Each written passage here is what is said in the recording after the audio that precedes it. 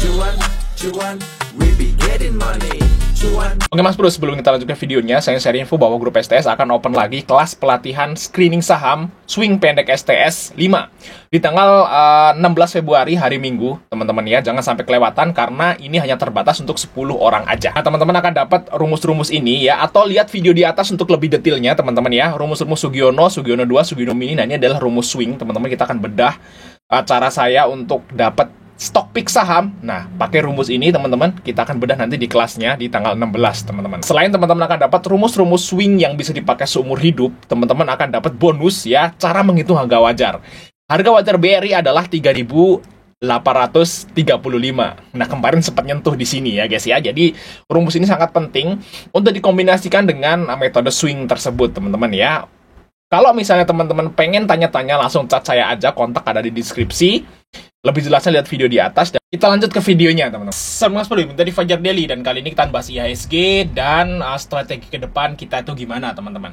Kalau kita lihat market kita, ini udah drop terus dari pertengahan bulan Januari.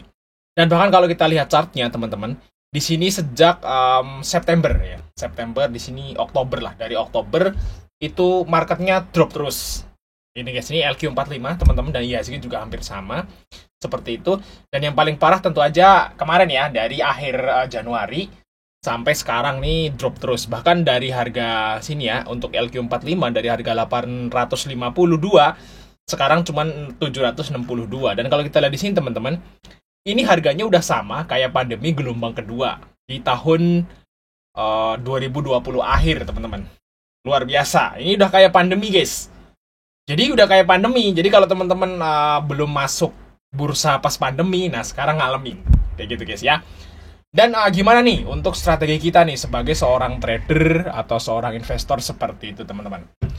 Sepertinya teman-teman ya, kita tuh harus mulai berpikir untuk kembali ke zaman tahun 2020 ke belakang. Kalau teman-teman duitnya itu banyak ya, dalam tanda kutip, kalau duitnya banyak, itu harus mulai berpikir untuk kembali pada strategi kita sebelum tahun 2020 atau sebelum pandemi, yaitu beli saham-saham yang membagikan dividennya besar, gitu guys. Kalau kita lihat di sini untuk LQ45 teman-teman, itu di harga 760. Ini pasti ya, ini saya ngomong ini pasti saham-saham yang bagi dividen gede itu rata-rata harganya di bawah.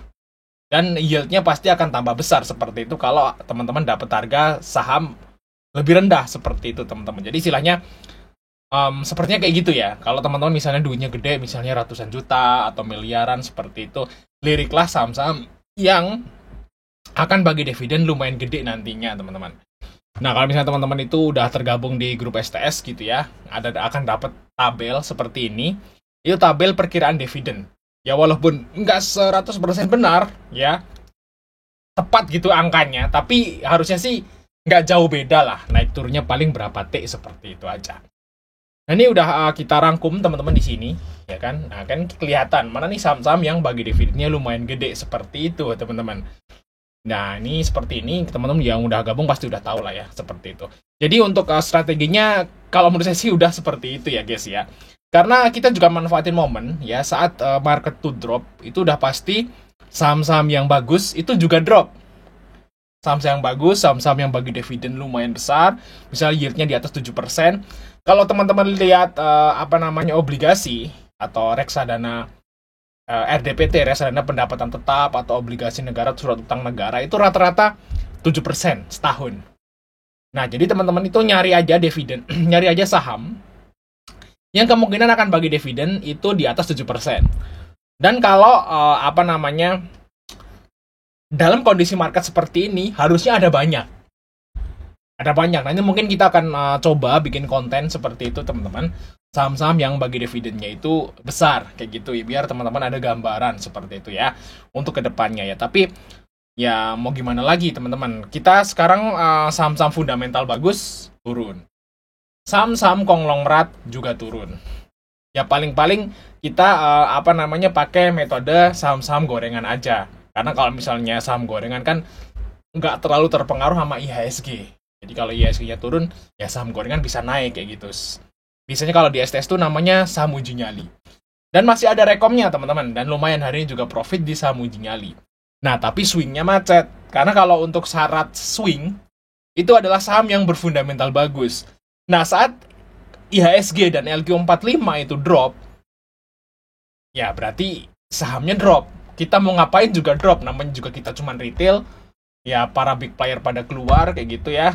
Jadi istilahnya ya kita, ya udah, yang udah masuk cicil, yang udah nyicil duluan, diemin dulu. Nanti kalau misalnya marketnya mulai rebound, karena pasti rebound ya, nggak mungkin enggak. Nah, kalau market mulai rebound, nah kita baru AVG down seperti itu. Jadi sekarang ya tinggal sabar aja kalau teman-teman nge-swing saham bagus kayak gitu. Nah, tapi kalau uji nyali ya kita bisa dapat lah cilok, ya nasi goreng setiap hari bisa dapat di rekom uji nyali seperti itu. Nah, ya enaknya seperti itu. Kalau teman-teman punya duit banyak, mendingan udah simpen dividen aja. Kita berpatokan pada surat utang negara atau obligasi seperti itu yang mempunyai yield 7%. Nah, berarti teman-teman nyari saham-saham yang bagi dividen 7% dan hold. Kalau misalnya teman-teman udah terlanjur nyangkut nih di saham yang dividen gede, misalnya Telkom, ya terus Big Bang seperti itu yang yieldnya di atas 7%, ya udah tambah muatan aja di saham tersebut. Nanti ditunggu sampai dividennya itu cair seperti itu. Nah, jadi kalau seperti ini ya mungkin IHSG akan sepi, kayak gitu guys ya. Ya akan sepi dan jadi kalau menurut saya teman-teman, penurunan IHSG yang sekarang ya, kita sekalian ngobrol ya guys ya. Penurunan IHSG yang sekarang itu bukan karena saham guys, bukan karena kinerja perusahaan ya, bukan kinerja sahamnya. Saya cek gitu guys ya, saham-saham yang berfundamental bagus tuh rata-rata ya walaupun turun tipis dan kebanyakan malah naik loh labanya. Ya, labanya pada naik dan banyak banget saham yang 2024 tuh labanya naik. Ya, tapi rata-rata turun. Nah, jadi kalau seperti ini berarti masalahnya bukan di saham. Kalau yang saya analisa itu masalahnya bukan di saham, tapi lebih ke negara, teman-teman. Ke keadaan ekonomi negara kita gitu. Jadi jadi penurunannya global, nggak peduli ini saham itu atau perusahaan ini tuh labanya naik atau turun tuh nggak peduli. Ya semuanya turun kayak gitu karena para investor atau investor lokal atau investor lokal dan atau investor luar negeri itu pada pesimis sama Indonesia guys. Mungkin pada takut gitu ya, Indonesia utangnya banyak, udah pada jatuh tempo gitu ya, dan pemerintah udah nggak punya duit. Makanya kalau teman-teman baca berita itu berbagai sektor ya atau berbagai kayak kalau pemerintahan itu ya, berbagai institusi pemerintahan itu pada dipotong anggaran. Karena memang udah nggak punya duit buat bayar bunga utang.